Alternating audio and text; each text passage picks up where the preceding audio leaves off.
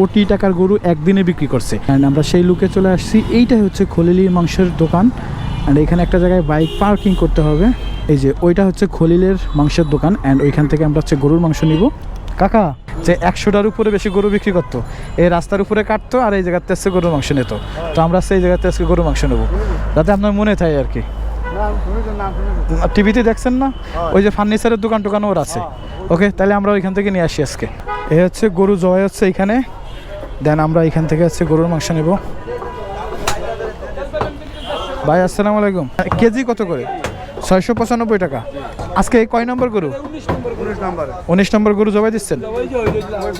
ও আচ্ছা, না না, হ্যাঁ দেশি গরু, এটা ঠিক আছে। ভাই ওই যে সময় ভাইরাল হয়েছিলেন, সর্বোচ্চ কয়টা গরু বিক্রি করছিলেন? তখন তো 20 কেজি 30 কেজি। না না, মানে সর্বোচ্চ কয়টা গরু জবাই দিয়েছিলেন আর একদিনে বিক্রি করছেন ভাইরাল সময়? হ্যাঁ, একদিন আমরা 50টা 60টা 65টা সর্বোচ্চ 65টা পর্যন্ত।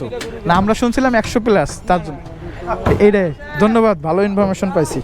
ঠিক আছে, এটা নাকি? এটা আমার, এটা কি আমার? ওকে ঠিক আছে। খলিলির গরুর মাংস নিয়ে আমরা চলে যাচ্ছি বাসায়, যে রান্না বান্না হবে।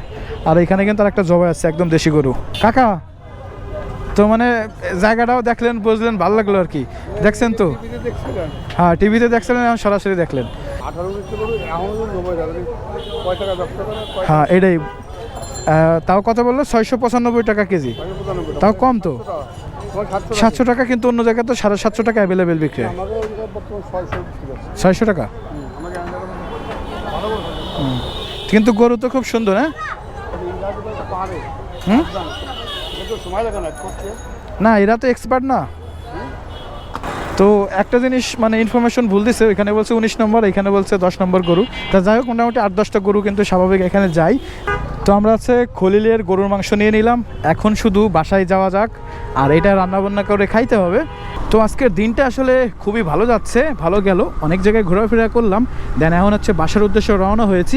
বাসায় যেয়েই কিন্তু এই গরুর মাংস রান্না করে খেতে হবে।